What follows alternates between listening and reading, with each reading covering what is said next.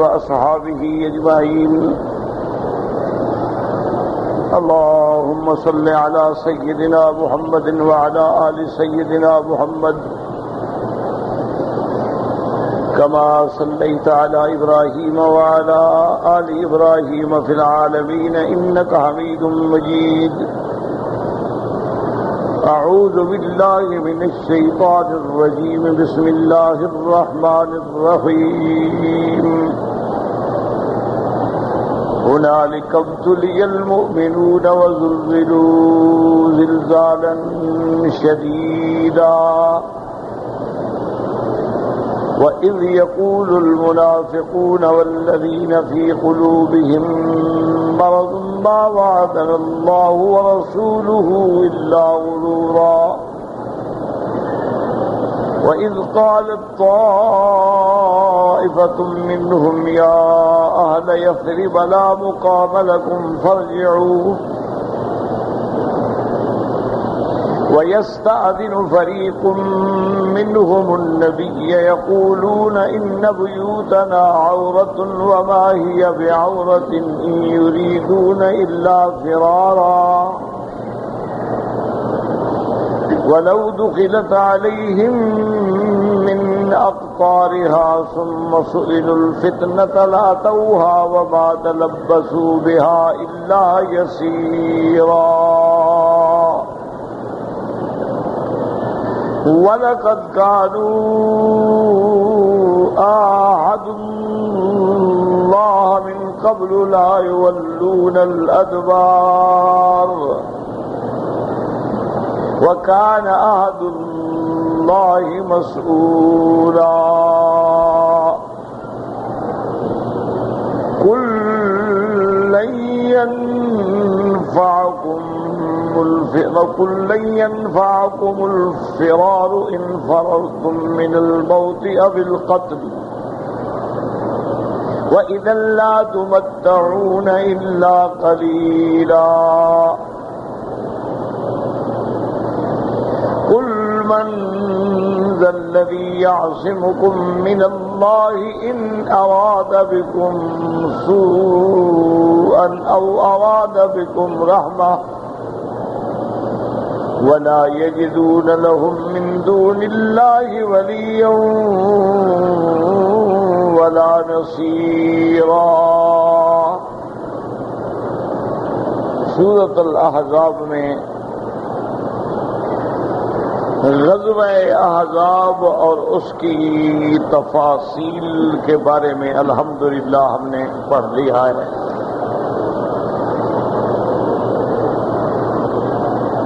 غزوہ احزاب کے فوراً بعد چونکہ یہ محاصرہ جو ہے مدینہ منورہ کا تقریباً 1 ماہ تک جاری رہا.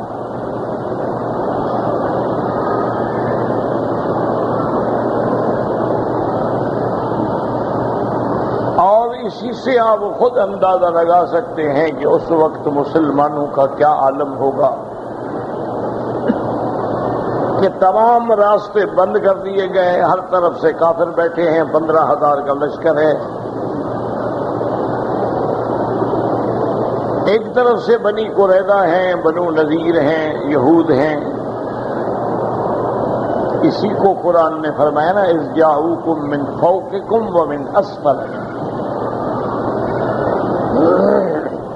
وَإِذْ زَاغَتِ الْأَبْصَارُ وَبَلَغَتِ الْقُلُوبُ الْحَنَاجِرَ. ایسی پریشانی کہ دل جو تھے گویا نکل کے حلق میں آ گئے. کسی امداد کے آنے کی توقع نہیں. کوئی لشکر نہیں مسلمانوں کا کہ مدد میں آئے گا.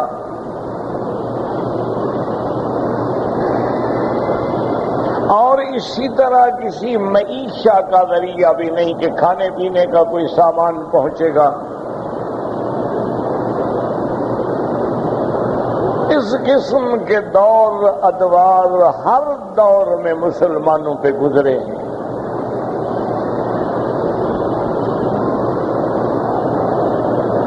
اسی لیے میرے آقا رحمت دو عالم صلی اللہ علیہ وسلم نے فرمایا کہ اللہ کے جتنے محبوب بندے ہوتے ہیں ان پہ امتحان بھی اتنے بڑے آتے ہیں۔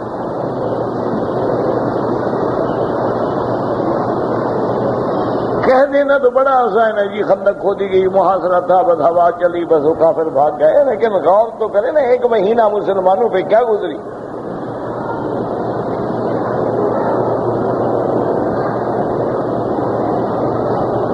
اور پھر کسی سے اسباب ظاہری کی مدد کی امید بھی کوئی نہیں، کون آئے گا مدد کرنے کے لیے؟ جتنے مسلمان ہیں وہ تو مدینے میں ہیں، مہاجرین بھی وہاں ہیں، انصار بھی وہاں، اور تو کسی جگہ مسلمانوں کی کوئی طاقت نہیں، کوئی جماعت نہیں، کوئی قبیلہ نہیں کہ آئے گا مدد کو۔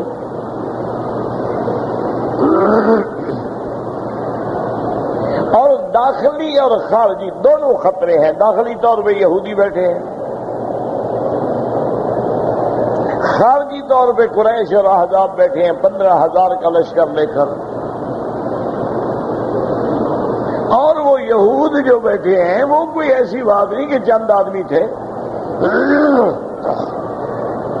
بنو قریظہ کے جو لڑاکا نوجوان تھے ان کی تعداد بھی 800 تھی۔ بنو نذیر الگ ہے، بنی قینقاع الگ ہے۔ بنو نذیر کا اجلاء ہو گیا تھا،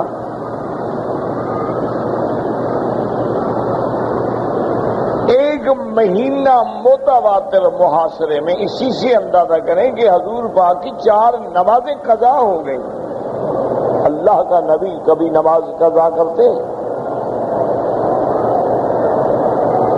یعنی دشمنوں نے یک بارگی جو حملہ کیا تو صحابہ جواب دینے میں اتنے مصروف ہو گئے کہ نماز نہ پڑھ سکے۔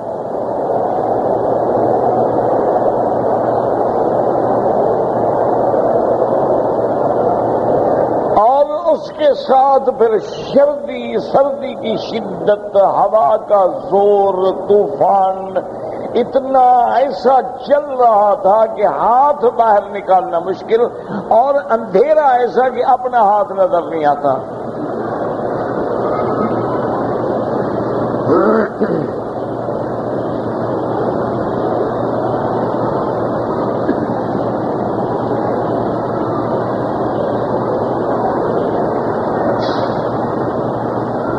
اسی سے اللہ پاک فرماتے ہیں کہ غور کرو میرے احکام میں، میری قدرتوں میں، کہ جب مسلمان اتنے قلیل تھے تو کفر ان کو نہ مٹا سکا، آج تو 1.5 ارب ہیں، مسلمانوں کو کون مٹا سکتا ہے؟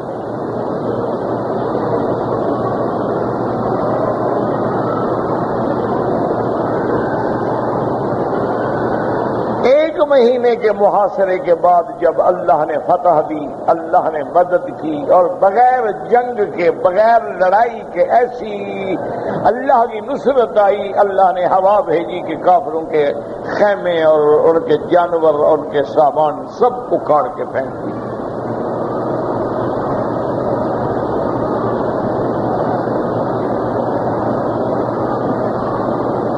اس کے فوراً بعد حضرت جبریل علیہ السلام تشریف لائے کہ یا محمد صلی اللہ علیہ وسلم، ابھی تک اللہ کے فرشتوں نے اپنی وردیاں نہیں اتاری ہیں، آپ اپنے صحابہ کو لے کے فوراً بنی قریظہ پہنچے اور میں آپ سے پہلے پہنچ رہا ہوں۔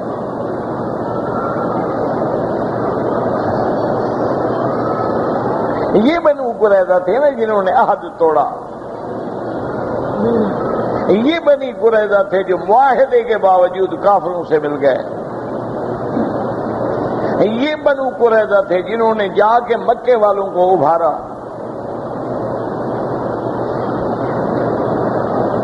حضور صلی اللہ علیہ وسلم نے اپنے صحابہ کو حکم دیا کہ لا یصلین احدکم صلاۃ العصر الا فی بنی قریظہ، کہ میرے صحابہ فوراً تیار ہو جاؤ اور عصر کی نماز کوئی نہ پڑھے مگر بنی قریظہ میں۔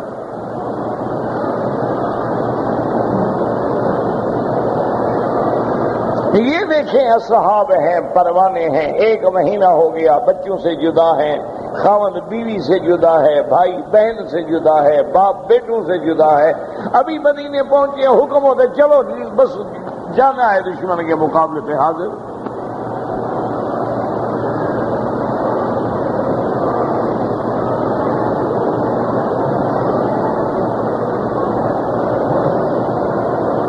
اب جب صحابہ چل پڑے بنی قریظہ کے لیے تو راستے میں عصر کی نماز کا وقت شروع ہو گیا۔ تو بعض صحابہ نے فرمایا کہ بھائی نماز کا وقت ہو گیا ہے، ہم نماز پڑھ لیں۔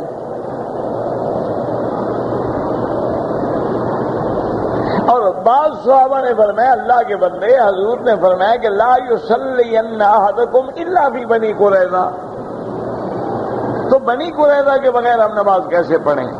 وہاں پہنچیں گے تو پڑھیں گے۔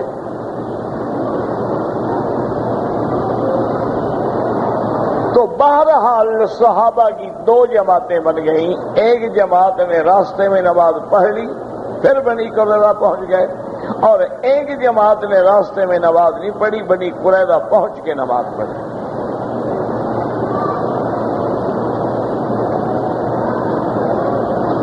بعد میں جب حضور صلی اللہ علیہ وسلم کو بتلایا گیا کہ یا رسول اللہ صلی اللہ علیہ وسلم، صحابہ میں 2 جماعتیں ہو گئی ہیں،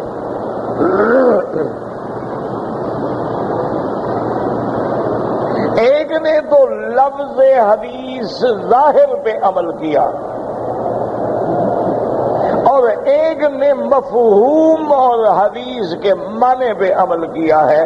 انہوں نے کہا جب حضور فرماتے ہیں کہ راستے میں نماز نہیں بنی قریظہ میں پڑھنی ہے، انہوں نے بنی قریظہ میں پڑھی، وہ بھی تو حدیث ہے۔ اور جنہوں نے راستے میں پڑھ لی انہوں نے کہا بھی مقصد ہے جلدی پہنچو، یہ تھوڑا ہے کہ نمازیں چھوڑ دو۔ مقصد فرمانے رسول کا یہ ہے کہ بنی قریظہ میں جلدی پہنچو، اب یہ نہیں کہ راستے میں نماز آئے تو ہم نہ پڑھیں، نماز تو قرآن کا حکم ہے۔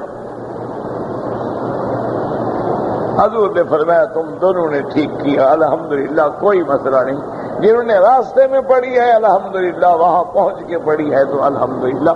اسی سے فقہا نے مسئلہ نکالا کہ اگر 2 مجتہد جن میں شرائط اجتہاد پائی جاتی ہیں، جیسے امام ابو حنیفہ، امام شافعی، امام مالک، امام حنبل، اگر وہ اجتہاد کریں اور دونوں کا اجتہاد مختلف ہو تو ہم کسی پر انکار نہیں کریں گے، کسی کو برا نہیں کہیں گے۔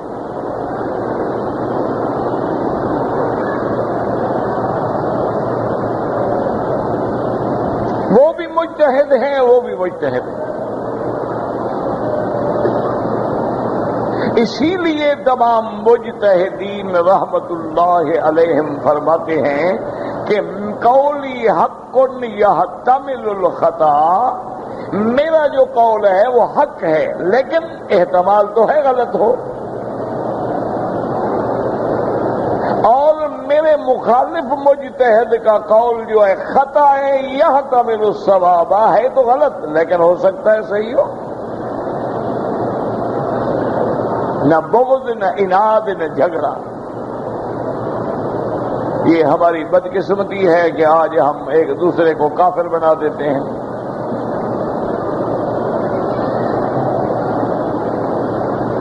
فرق اتنا ہوتا ہے کہ بعض آدمی ظاہر گالی دیتا ہے، بعض کپڑے میں لپیٹ کے دیتا ہے، بعض آدمی تو کہہ دیتے ہیں نا سیدھا بھی کافر ہیں، گمراہ ہیں، اور بعض یہ کہتے ہیں کہ نہیں چونکہ یہ امام کے پیچھے فاتحہ نہیں پڑھتے ان کی نماز نہیں ہوتی،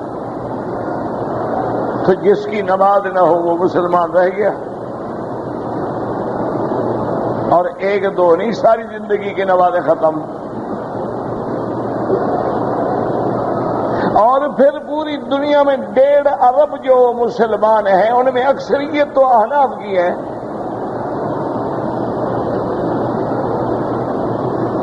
حضور کے بعد خلفائے راشدین کا دور ہے خیر القرون کا، اس کے بعد جو ہیں آپ دیکھیں بنو امیہ ہیں، بنو عباس ہیں، تقریباً 1200 سال تک جو ہے تمام دنیا میں فقہ حنفی تھی۔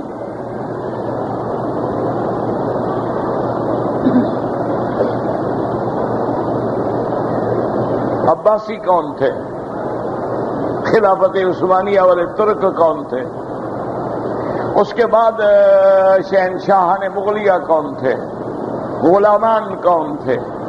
اور اسی طرح آپ دیکھ لیں کہ افغانستان ہے، ازبکستان ہے، تاجکستان ہے، یعنی وہ شہر جس میں امام بخاری پیدا ہوئے ہیں، بخارا و سمرقند ہے، وہاں بھی فقہ حنفی، سب بخاری دیکھ لو حنفی، اور سخت حنفی،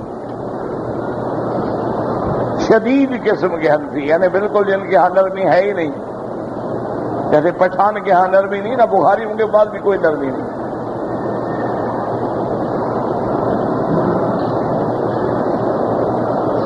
اور وہ امام بخاری کا گھر ہے، اس کی جگہ ہے رحمت اللہ علیہ، جہاں وہ پیدا ہوئے، جہاں دفن ہوئے، جہاں اتنا بڑا علم کا فیض پھیلایا کہ چشمہ نور پھوٹا دنیا میں۔ تو یہ کوئی اختلاف کی بات نہیں ہوتی، اختلاف تو وہ کرتے ہیں جاہل لوگ، جن کے دلوں میں اور جن کے دماغ میں علم ہوتا نہیں، دو باتیں پڑھ لی اور اس کے بعد شروع ہو گئے ایک دوسرے پر۔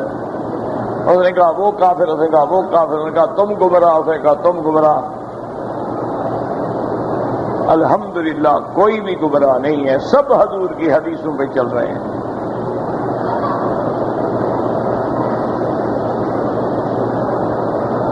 اب دیکھیں بظاہر دو حصے بن گئے، ایک حصے نے درمیان میں نماز پڑھی، ایک حصے نے وہاں پہنچ کے پڑھی، حضور نے فرمایا دونوں ٹھیک۔ بھائی مقصد تو تھا نا پہنچنا، پہنچ گئے۔ انہوں نے ظاہر لفظوں کو لے لیا الحمدللہ، انہوں نے مفہوم کو لے لیا الحمدللہ، مانا تو ہی اطاعت رسول ہے، دونوں نے اطاعت کی۔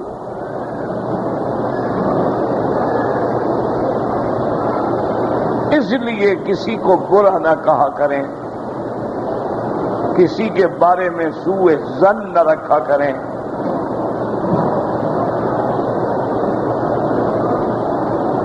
کسی کے بارے میں بدگمانی کو جگہ نہ دیا کریں۔ انسان ہیں، غلطیاں ہیں، ہوتی ہیں، اگر کوئی بات ہے سمجھ نہیں آتی ان کے علماء سے پوچھیں۔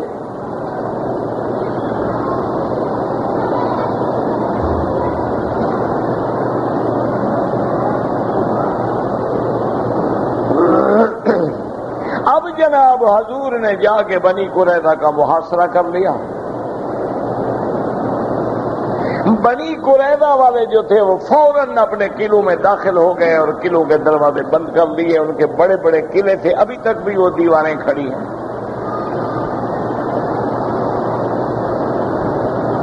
مدینہ منورہ میں ابھی تک بھی وہ دیواریں موجود ہیں۔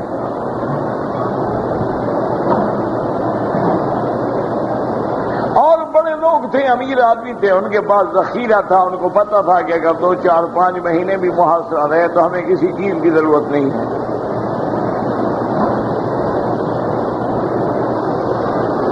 ان کے سردار کعب بن الاشرف جو میرے محبوب کا سب سے بڑا دشمن ہے،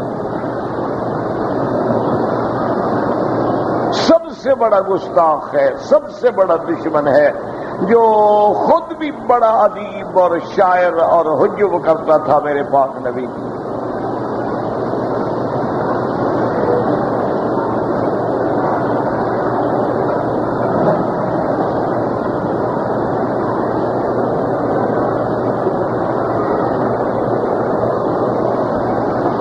کعب بن الاشرف نے اپنے سارے یہودیوں کو جمع کیا اور کہا کہ بھی اب 3 صورتیں ہیں، ان میں کسی ایک پہ عمل کرو، اب اور کوئی حل نہیں ہے۔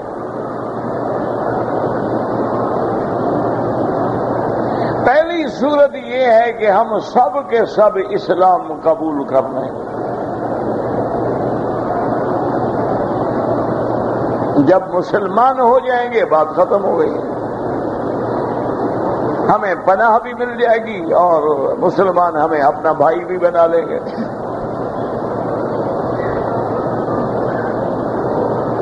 اور دوسری بات یہ ہے کہ ہم سب سے پہلے اپنی نوجوان لڑکیوں کو، عورتوں کو، بچوں کو قتل کر دیں اپنے ہاتھوں سے۔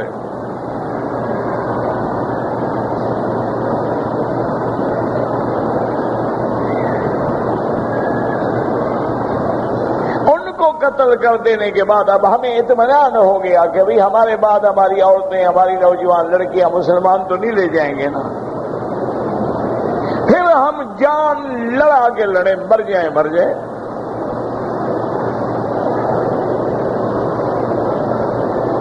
بیوی بچوں کا غم تو ہوگا نہیں، درد ہوگا نہیں، بس لڑنا ہے۔ اور تیسری بات یہ ہے کہ یوم السبت، ہفتے والے دن، چونکہ مسلمان جانتے ہیں کہ یہود جو ہیں وہ ہفتے والے دن نہ کام کرتے ہیں نہ لڑائی لڑتے ہیں۔ ابھی بھی یہودیوں کا یہی حال ہے، جب ہفتے کا دن ہوتا ہے نا وہ ٹیلی فون بھی نہیں کرتے، کہتے ہیں خلاص یہ چھٹی کا دن ہے۔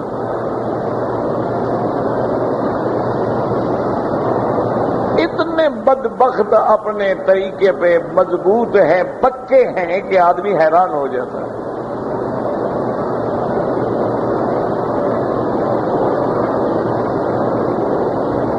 یعنی اس دن کوئی دنیا کا وہ کام نہیں کرتے، دروازہ کھولنا پڑے نا اس کو بھی برا سمجھتے ہیں کہ کام تو ہوا نا،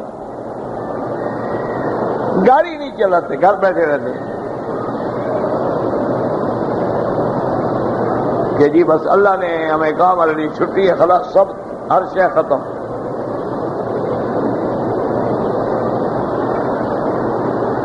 انہوں نے کہا کہ مسلمانوں کو یہ علم ہے کہ یوم السبت والے دن یہود کوئی کام نہیں کرتے، تو یوم السبت والے دن مسلمان مطمئن ہوں گے کہ بھی آج تو یہودی نہیں لڑتے ہیں، اسی دن ہم حملہ کر دیں مسلمانوں پہ تو جنگ جیت جائیں گے۔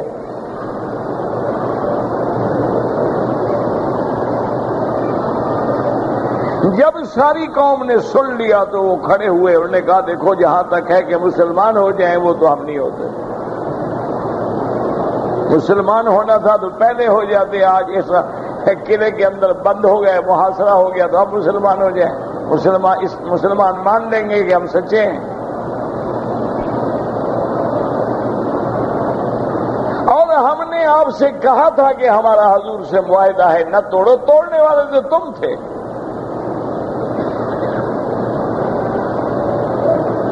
مسلمان ہم نہیں ہوتے۔ دوسری بات یہ ہے کہ بچوں کو قتل کر دیں، انہوں نے کیا گناہ کیا ہے کہ ہم اپنی بیوی کو، بچوں کو، بیٹیوں کو خود قتل کر دیں؟ ان کا گناہ کیا ہے؟ معاہدہ ہم نے توڑا ہے، سزا بچوں کو دیں، یہ نہیں ہو سکتا۔ تیسری بات یہ ہے کہ ہم ہفتے والے دن حملہ کرتے ہیں تو ہم اپنی شریعت کی بھی مخالفت کریں، اسلام کی بھی مخالفت کریں، ایک عہد پہلے توڑ چکے ہیں، اب اللہ کے ساتھ اور عہد بھی توڑ دیں۔ تمہاری تینوں باتیں ہمیں قبول نہیں۔ تو اس نے کہا پھر کیا کریں؟ انہوں نے کہا بس بیٹھے ہیں محاصرے میں، جو دیکھے جو اللہ کو منظور۔ خدا کو تو وہ بھی مانتے تھے۔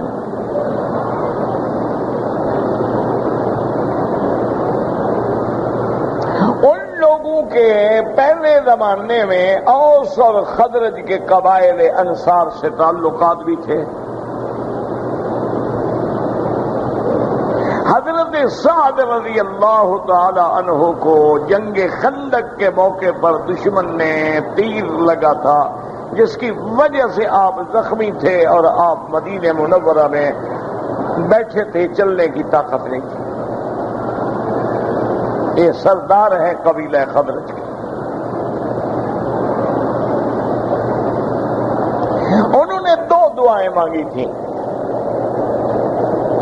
انہوں نے کہا میرا اللہ موت تو برحق ہے، لیکن مجھے اس سے پہلے موت نہ دینا، میں ان کافروں کی شکست دیکھ کے مروں جنہوں نے مدینے کا محاصرہ کر لیا۔ اور دوسری دعا یہ مانگی تھی کہ مولا یہ بنو قریظہ سے ہماری دوستی تھی، ہمارا معاہدہ تھا، ان نے غداری کی ہے، ان کی سزا بھی مجھے اپنی آنکھوں سے دکھا دے۔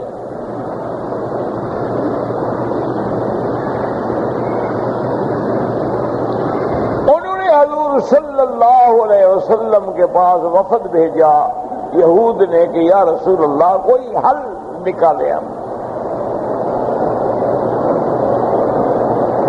آپ کب تک محاصرہ کریں گے؟ ہمارے پاس تو 6 مہینے کا خرچہ موجود ہے، قلعہ آپ نہیں توڑ سکتے،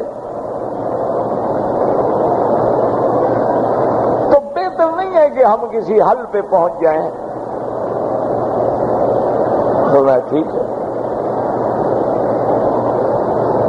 حضور نے فرمایا کہ اچھا یہودیوں ایک بات سنو، تمہارے خضر سے بھی تعلق اور سے بھی تعلق ہے، اگر ہم حضرت سعد کو اپنا حکم بنا دیں کہ تمہارے اور ہمارے درمیان میں فیصلہ کر دیں تو تمہیں قبول ہے؟ انہوں نے کہا نہیں ہمیں قبول ہے، دوستی تھی ان کی۔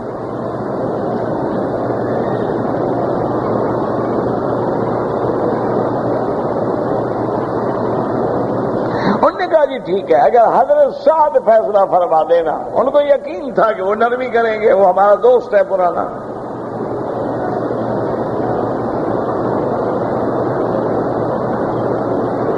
حضرت سعد کو جب اطلاع ملی تو بڑی مشکل سے حضرت سعد کو بٹھا کے سواری پہ لائے، چونکہ ان کے زخم سے خون جاری ہو جاتا تھا اور نکاہت تھی، کمزوری تھی۔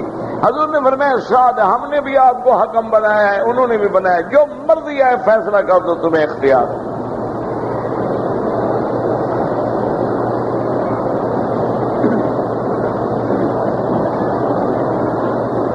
حضرت سعد رضی اللہ، یہ دیکھیں امتحان ہوتا ہے، ایک طرف دوستی ہے، قبائل ہے، اور دوسری طرف اسلام ہے۔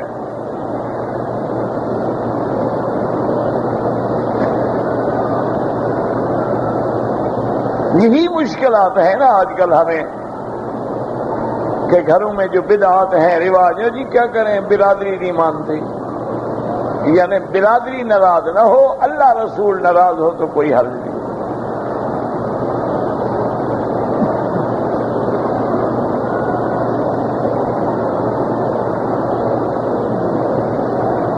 آج کل ہمارے بڑے پڑھے لکھے جدید طبقہ جو ہے، جدید لوگ جو ہیں، وہ بھی اگر اتفاق سے کسی ڈنر میں موقع ملے یا کسی پارٹی میں کسی دعوت میں جانا پڑے، ان کو بھی یہی گلہ ہوتا ہے، دیکھو جی یار یہ مولوی کتنے تنگ نظر ہیں کہ اب یہ ایک دن کھڑے ہو کے کھانا کھا لیتے کیا ہو جاتا، کوئی کفر اسلام کی جنگ تو نہیں ہے؟ نہیں جی ہم تو بیٹھ کے کھائیں گے۔ دیکھو یہ بڑے شدت پسند ہیں۔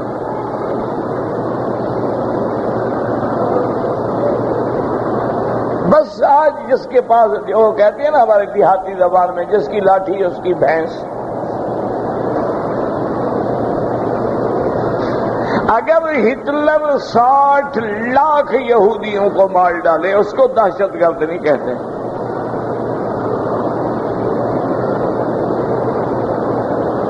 اگر یہودیت و نصرانیت مل کے مسلمانوں کے ملکوں کے ملک تاراج کر ڈالے اس کو بھی دہشت نہیں کہتے۔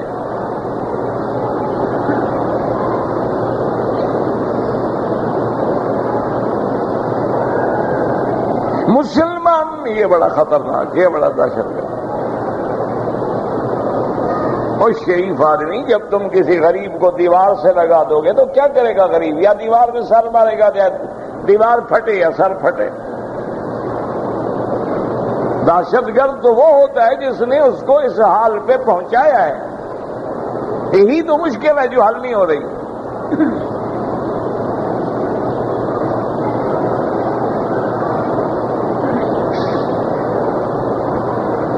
ورنہ اگر مسئلے کو حل کرنا ہو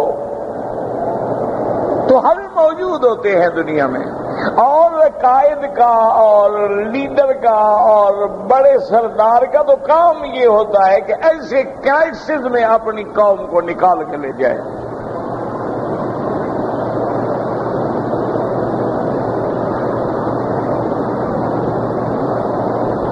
حضرت سعد رضی اللہ تعالی عنہ نے اللہ سے دعا کی کہ یا اللہ میں ایک بہت بڑے امتحان میں ہوں، میری مدد فرما، مجھے صحیح فیصلہ کرنے کی توفیق دے۔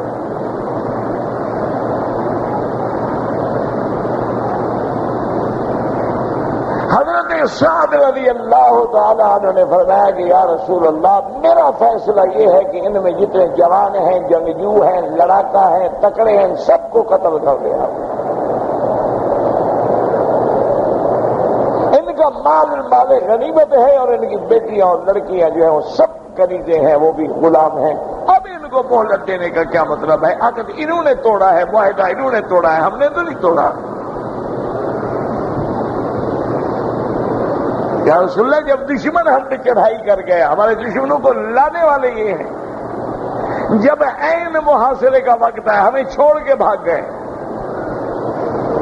اگر اللہ ہماری مدد نہ فرماتے اور قریش تو ہمارے بچے بچے کو ذبح کر ڈالتے تھے، یہ تو خوشیاں مناتے، تو آج ہم کیوں رعایت کریں؟ حضور نے فرمایا الحمدللہ، اللہ تیرا شکر ہے کہ تو نے میرے رسول کو بھی صحیح فیصلہ کرنے کا فیصلہ حق دیا، اسی پہ میرا عمل ہوا۔ حضور نے فرمایا ٹھیک خطر، اب وہ بھی انکار نہیں کر سکتے۔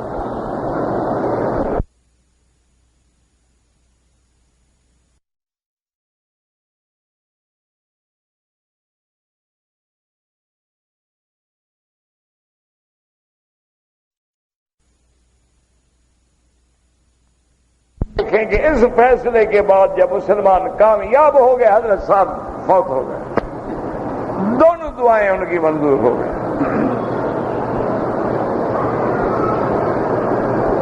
اور اسی اثنا میں دو آدمی جو ہیں وہ صحیح معنوں میں مسلمان ہو گئے یہودیوں سے۔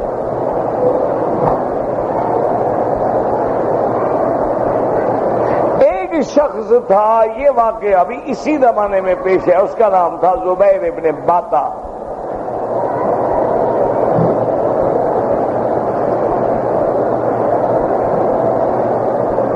اس کے حضرت ثابت ابن قیس سے پرانا تعلق تھا۔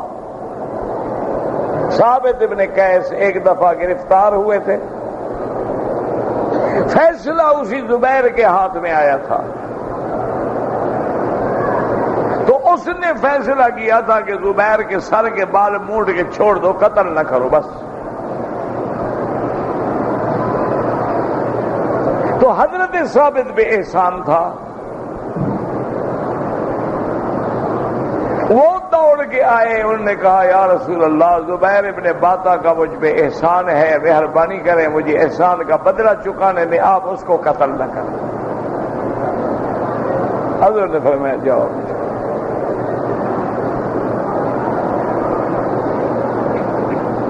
حضرت ثابت ہے، انہوں نے کہا بھی تمہاری امان مل گئی۔ انہوں نے کہا یار میری امان مل گئی، مجھے کیا فائدہ ہوگا، میری بیوی بچے مسلمان لے جائیں گے، میں اگر بچ بھی گیا تو کیا فائدہ ہو گیا، میں تو ساری زندگی جلتا رہوں گا نا، تو ایسی میں زندگی نہیں چاہتا، مجھے قتل کر دو۔ حضرت ثابت پھر حضور کی خدمت میں آیا، یا رسول اللہ مہربانی کریں اس کے بیوی بچے بھی چھوڑ دیں۔ آپ نے فرمایا اس کو بھی چھوڑ دیں، لے جاؤ۔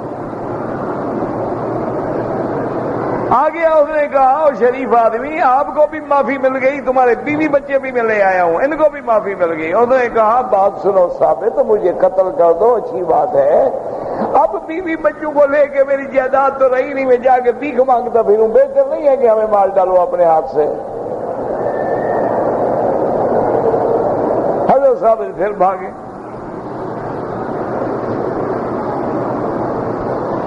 انہوں نے کہا یا رسول اللہ جہاں اتنا کرم کیا ہے نا اس کا مال بھی واپس کر دیا۔ ہم نے فرمایا مال بھی دے دو۔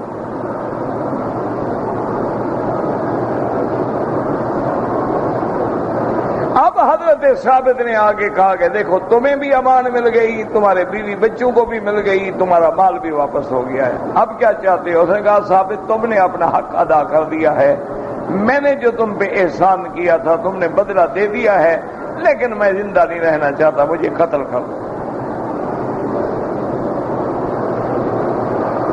بدبخت مسلمان بھی نہ ہوا، قتل ہو گیا۔ اور کچھ لوگ تھے جو صحیح معنی میں مسلمان ہو گئے۔ تو اللہ تبارک و تعالی نے دکھلا دیا کہ وہ منافقین جو دھوکہ دے رہے تھے اسلام کو، اللہ نے ان کی قوت کو بھی ہمیشہ کے لیے مٹا دیا، اور اللہ تبارک و تعالی نے مدینہ منورہ کو بھی ہر قسم کے دشمنوں سے پاک کر دیا۔ اللہ تبارک و تعالی نے باد صبا بھیج کے اپنے نبی پاک کی مدد کی، صحابہ کی مدد کی، اور دشمن ناکام خائب خاسر ہو کے مکے کی طرف واپس لوٹ آئے۔ اور اس کے بعد پھر حضور نے اعلان فرمایا میرے صحابہ مبارک ہو، الآن نغزوہم وہم لا نغزو الینا، الآن نحن نسیر الیہم، کہ مبارک ہو اب ہم حملہ کریں گے کافروں پہ، کافر جرأت نہیں کریں گے مدینے پاک پہ حملہ کرنے۔ اور اسی غزوہ احزاب میں، غزوہ خندق میں، جب حضور پاک نے اس چٹان پہ کدال ماری تھی اور پڑھا تھا وَتَمَّتْ كَلِمَةُ رَبِّكَ صِدْقًا وَعَدْلًا، اس پتھر سے روشنی پھوٹی، اللہ نے آپ کو یمن صنعا کے مکان محل شہر دکھلائے، دوسری دفعہ کسرا، تیسری دفعہ کیسر۔ تو وہ جو معجزہ حضور نے خبر دی تھی کہ انشاءاللہ ایک وقت آئے گا کہ عالم اسلام کے قدم جو ہیں یہ سارے ملک فتح کریں گے، اللہ نے نبی پاک کی وہ پیشین گوئی صحابہ کے زمانے میں پوری کر دی۔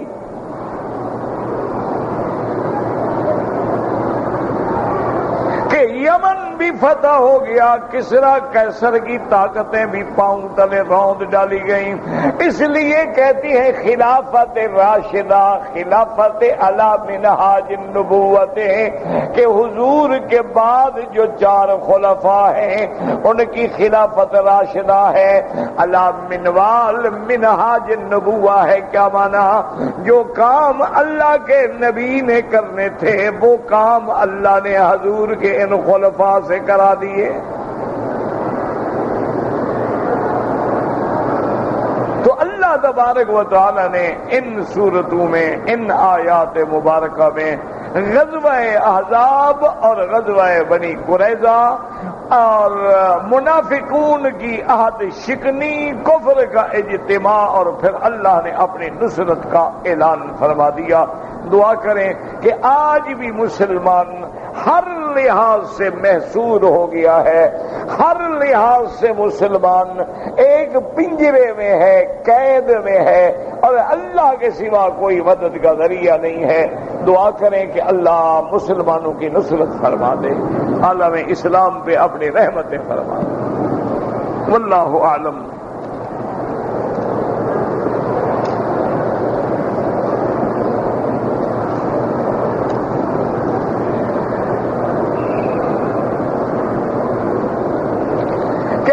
کہ اگر زکوٰۃ کی رقم ہے، مثلا میری زکوٰۃ ہے 10,000، 2 سال کی ہو جائے گی 20,000،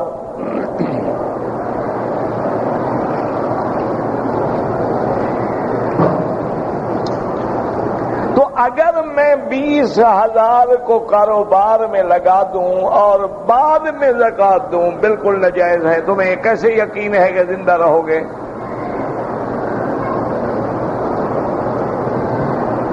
تمہارے پاس کوئی سرٹیفکیٹ ہے؟ حضرت امیر المؤمنین حضرت عمر رضی اللہ تعالی عنہ کے دور میں ابھی عبیدہ بیت المال پہ خزانچی ہیں، وزارت خزانہ ان کے پاس ہے۔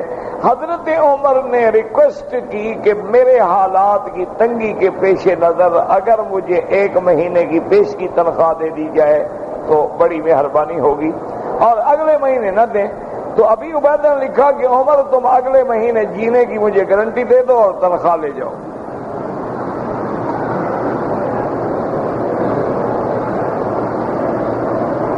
پھر میں وہ تو میں نہیں دے سکتا. انہوں نے کہا پھر میں بھی بیت المال کا پیسہ ہے, یہ کوئی لوگوں کا ظلم تو نہیں کرنا ہے, ہم تو نہیں دے سکتے. پہلی بات میرے بھائی یاد رکھو کہ اب اگر کوئی آدمی کہے کہ میں نمازیں جمع کرتا جاؤں 5 دن کی 25 ہوں گی, ایک دن کھڑا ہو کے پڑھ لوں گا, یہ کوئی بات ہے؟ اگر زکوٰۃ فرض ہو گئی ہے ادا کرو, غریبوں کو پہنچے تاکہ زکوٰۃ ادا ہو. پھر جب وہ رقم زکوٰۃ کی ہے, وہ تیری تو ہے ہی نہیں, تم کیسے تجارت کرو گے زکوٰۃ کے مال سے؟ انما الصدقات للفقراء والمساکین, انما حصر کے لیے ہے. اللہ نے ان 8 میں بند کر دیا ہے. زکوٰۃ کا پیسہ تو مسجد بنانے پہ بھی نہیں لگ سکتا, مدرسہ بنانے میں بھی نہیں لگ سکتا, امام کو تنخواہ دینے میں بھی نہیں لگ سکتا, مدرسین کو تنخواہ دینے میں بھی نہیں لگ سکتا. اگر طالب کوئی امیر ہے تو اس پر بھی خرچ نہیں ہو سکتا. یہ تو خالص فقیروں کا حق ہے. زکوٰۃ فوراً ادا کرو. اصل وجہ کیا ہے؟ یہ بھی دشمنوں کا ایک پراپگنڈا ہے کہ دیکھو جی مسلمان مثلا پاکستان میں 3 ارب روپے سالانہ زکوٰۃ دیتے ہیں. ایک مثال ہے, مجھے نہیں پتا کتنا دیتے ہیں, پتہ دیتے ہی ہیں کہ نہیں دیتے ہیں, میں تو ایک مثال عرض کر رہا ہوں. وہ کہتے ہیں دیکھو جی یہ مسلمان کتنے پاگل ہیں, اگر ان 3 ارب کو کسی بزنس میں ڈال دیں, کسی بینک میں ڈال دیں, وہاں سے جو ان کو 7% ملے وہ دیتے رہے غریبوں کو, دولت بھی محفوظ رہے گی اور غریبوں کو بھی ملتا رہے گا. تو یہ جھوٹ ہے, یاد رکھو یہ اسلام سے دشمنی ہے. جب مسلمان صحیح معنی میں زکوٰۃ نکالے گا کوئی غریب رہ نہیں سکتا.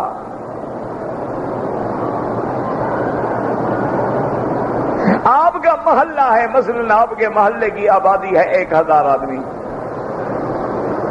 ان میں غریب کتنے ہوں گے؟ 200 آدمی, 300 آدمی. اگر باقی 700-800 آدمی زکوٰۃ نکال کے اپنے محلے کے غریبوں کو دیتے تو غریب تو رہ گئے نہیں. انشاءاللہ ضرورت کیا ہے کہ ہم اس کے لیے سود کھائیں.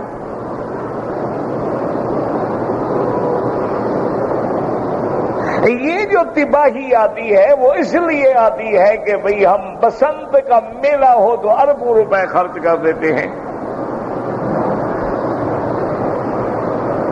ارب روپے کی آئس کریم کھا جاتے ہیں, ارب روپے کی سگریٹ پھونک دیتے ہیں, ارب روپے کی چائے اور کافی پی جاتے ہیں. اگر یہ سارے اللہ تھلن بند کر دو کوئی غریب بچے گا؟ چائے نہ ملے بندہ مر جاتا ہے, کوئی کافی نہیں پیے گا تو مر جائے گا, آئس کریم نہیں کھائے گا تو مر جائے گا, کوئی انتقال ہو جائے گا, جنازہ پڑھنا پڑے گا.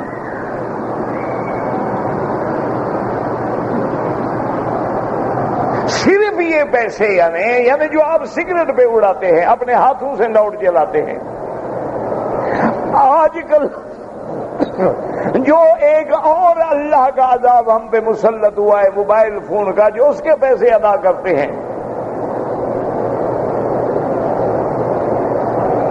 اور جو آپ کافی پینے پہ اور جناب چاکلیٹ کھانے پہ اور بسکٹ کا ذائقہ بدلنے کے لیے اور ہوٹلوں میں جا کے کھانے پہ خرچ کرتے ہیں. 1 سال قسم کھا لیں کہ ہم یہ ساری چیزیں چھوڑ دیں, دیکھو تمہارے محلے میں علاقے میں غریب رہتا ہے.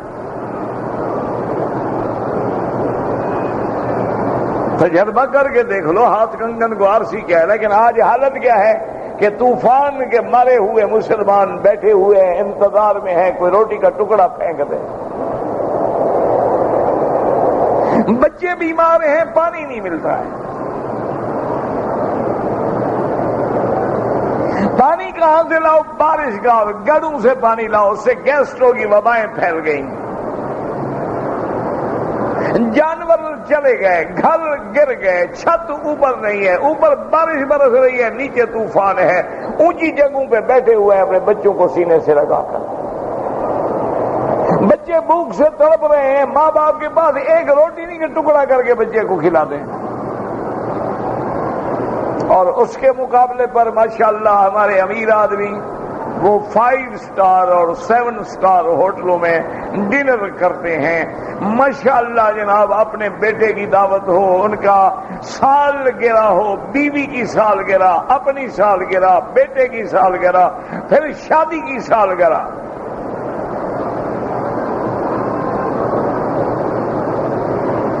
انا للہ و انا الیہ راجعون. بہرحال زکوٰۃ کے پیسے سے کوئی تجارت نہ کریں.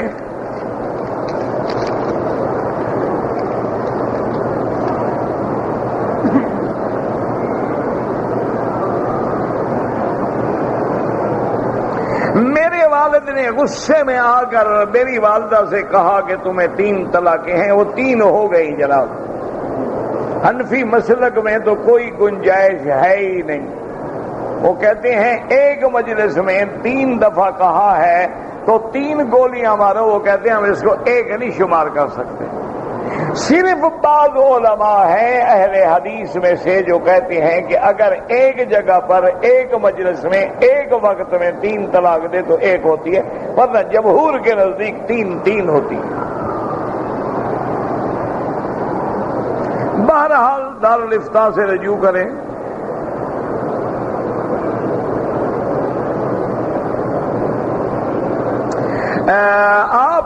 آپ مونٹریال کینیڈا سے آئے ہیں، آپ نے مسئلہ پوچھنا ہے. تو میرے بھائی عشاء کی نماز کے بعد انشاءاللہ طواف سے فارغ ہونے کے بعد آپ ذرا نظر رکھیں گے نیچے میدان میں. میں جا کے پھر اوپر جہاں برآمدہ ہے تو تھوڑی ٹھنڈ ہوتی ہے وہاں جا کے نماز پڑھتا ہوں. وہاں آ کے پوچھ لیں آرام سے.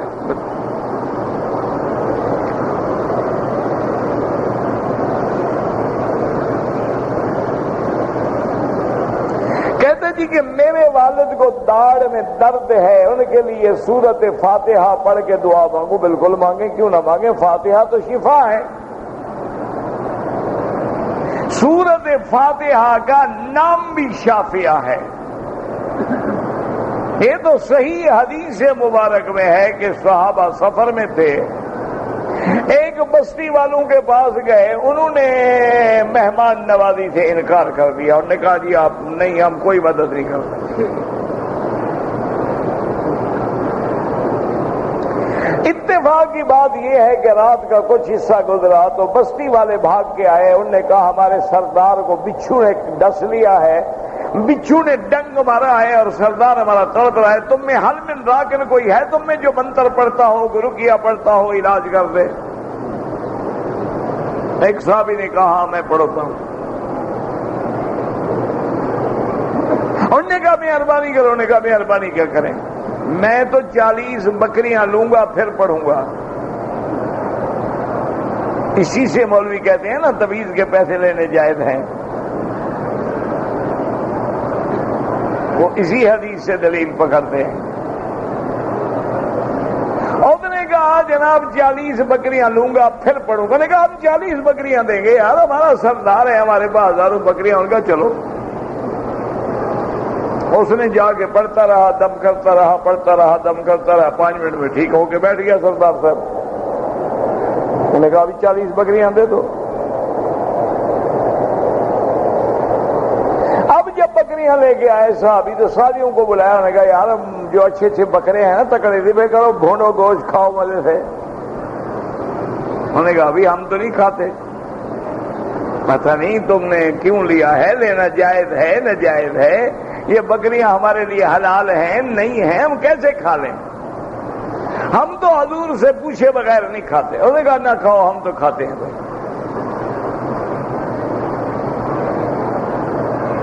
کچھ صحابہ نے کھا لیا، کچھ نے نہ کھایا. حضور کی خدمت میں آئے، آپ نے فرمایا تمہارا لینا حق ہے، جائز ہے اور حلال ہے، اور اگر کوئی گوشت بچا ہو تو مجھے بھی ساتھ ملاؤ، شریک کرو، لے آؤ، مجھے بھی کھلاؤ.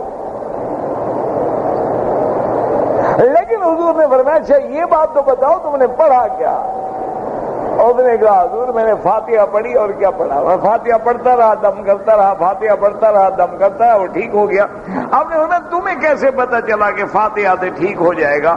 انہوں نے کہا حضور آپ نے فرمایا تھا نا کہ اس کا نام شافیہ بھی ہے، یہ شفا دینے والی بھی صورت ہے، تو وہ اندازہ ہو گیا کہ شفا ہوگی.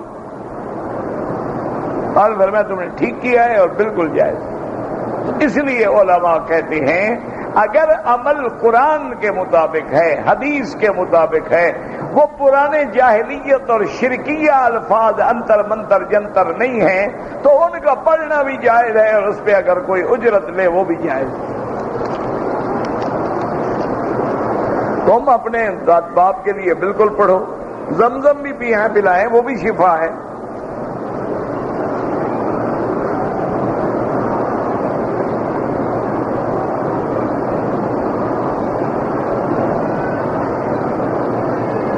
میں امارات ایئر لائن میں کام کرتا ہوں، جہاں پر میری ڈیوٹی ہے وہاں شراب بھی دی جاتی ہے، گو میرا شراب سے کوئی تعلق نہیں، میں فلائٹ انچارج، بالکل آپ کی نوکری ٹھیک ہے، کوئی حرج نہیں۔ ورنہ میرا بھائی اگر تقوی پر چلو گے تو پھر نوکری کرو گے کہاں؟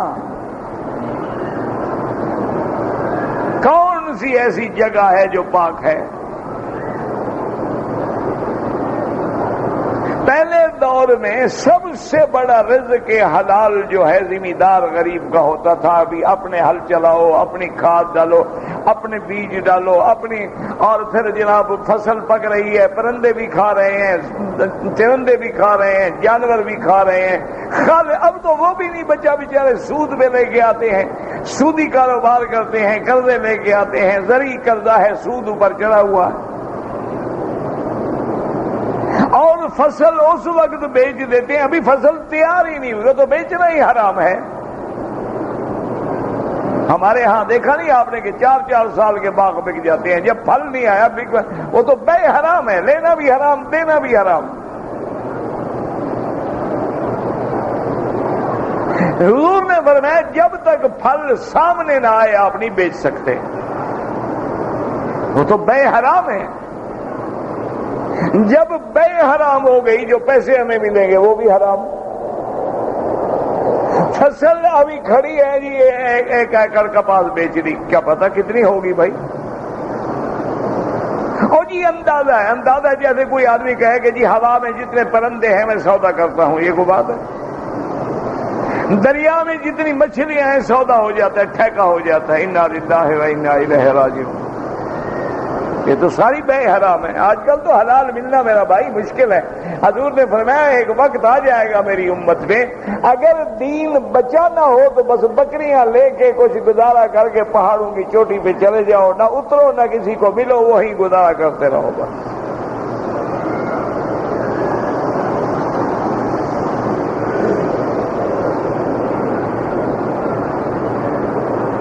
کہتے ہیں جی کہ ہمارے ہاں سبز گنبد بنائے جاتے ہیں، سارے بدعات ہیں میرا بھائی۔ گنبد بنانا، قبریں بنانا، قبروں پہ چونا لگانا، قبریں بنانا، کپڑے ڈالنا، گراف ڈالنا، اس پر قوالیاں، سب بدعات ہیں۔ 11ویں شریف جائز ہے، بالکل ناجائز ہے۔ اس لیے بزرگ کہتے ہیں جہاں شریف کا لفظ لگے نہ ڈرو۔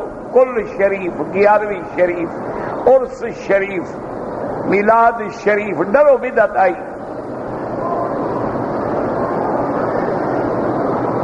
دربار پہ دعا مانگنا بالکل جائز ہے، دربار والے کے لیے دعا مانگو، نہ کہ ان سے مانگو۔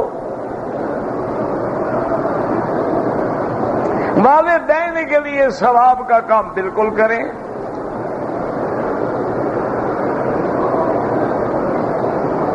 ہماری گاڑی چوری ہو گئی، اللہ آپ کی مدد کرے۔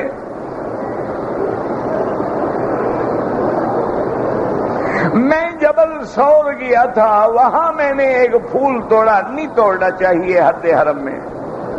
بہرحال جو ہو گیا خیرات کرو۔ جو فوت ہو گئے ان کے لیے عمرہ حج بالکل کر سکتے ہیں۔ تمام اقارب رشتے، یہ نہیں ہے کہ ایک عمرہ کر کے سارے رشتہ داروں کا ٹنٹا ایک دفعہ نکال دو، یہ نہیں ہوگا، ایک کے لیے ایک کرنا پڑے گا، پھر پتہ لگے گا نا کتنے رشتہ داروں کے وفادار ہو۔ یہ سمجھے ایک عمرہ کر کے جمیع المسلمین والمسلمات والمؤمنین والمؤمنات الاحیاء منہم والاموات، مسلمان جان چھڑاتا ہے نا۔ مولوی کو ملیں گے، السلام علیکم حضرت، دعاؤں میں یاد رکھنا، میں نوکر ہوں تمہارا، تمہیں یاد رکھوں گا۔ کیوں یاد رکھوں گا؟ یعنی دعاؤں میں بھی تم یاد رکھنا، میں نہیں کروں گا تمہارے لیے دعا۔ عجیب بات ہے، اللہ کے بندے دعا لی جاتی ہے، ایسا کام کرو کہ دعا اندر سے خود نکلے، باقی زبانی کلامی دعا انشاءاللہ یہ بھی کام آئے گی ضرور انشاءاللہ۔ اللہم صلی علی سیدنا محمد وعلی آل سیدنا محمد وبارک وسلم۔ اللہم انت ربی لا الہ الا انت الاحد الصمد الفرد الذی لم یلد ولم یولد ولم یکن له کفوا احد۔ اللہم انا نسألک باسمائک الحسنى وصفاتک العلیٰ۔ اللہم لا تدع لنا ذنبا الا غفرته ولا ہما الا فرجته ولا عیبا الا سترته ولا کربا الا نفسته ولا ضالا الا هديته ولا فسادا الا اصلحته ولا مريضا الا شافيته ولا ميتا الا رحمته ولا اسيرا الا يسرته ولا مجاهدا الا نصرته ولا عدوا ظالما الا اهلكته ولا حيا الا هديته۔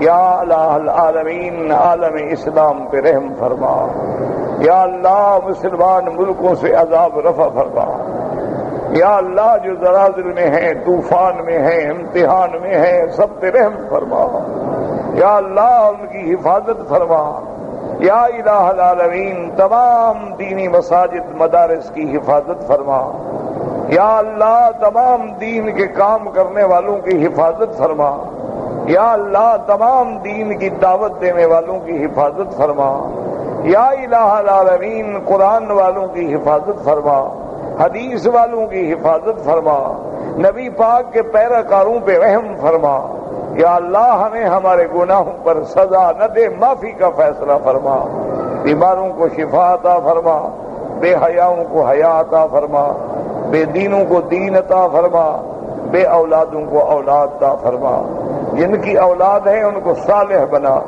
جن کے گھروں میں بیٹیاں ہیں ان کے رشتے آسان فرما، یا اللہ ہمیں مانگنا نہیں آتا، بغیر مانگے عطا فرما، پورے عالم میں ہدایت کی ہوائیں چلا دے، یا اللہ پورے عالم میں ہدایت کی فضائیں پیدا فرما دے، یا الہ العالمین مسلمان عرب میں ہیں، عجم میں ہیں، یا اللہ جس جگہ میں ہیں ان کی جان مال آبرو عزت کی حفاظت فرما۔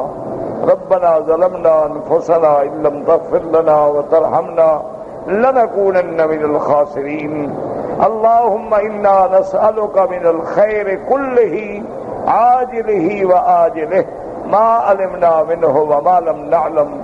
اللهم انا نعوذ بك من الشر كله عاجله وآجله ما علمنا منه وما لم نعلم۔ سبحان ربك رب العزة عما يصفون وسلام على المرسلين والحمد لله رب العالمين۔ آمين۔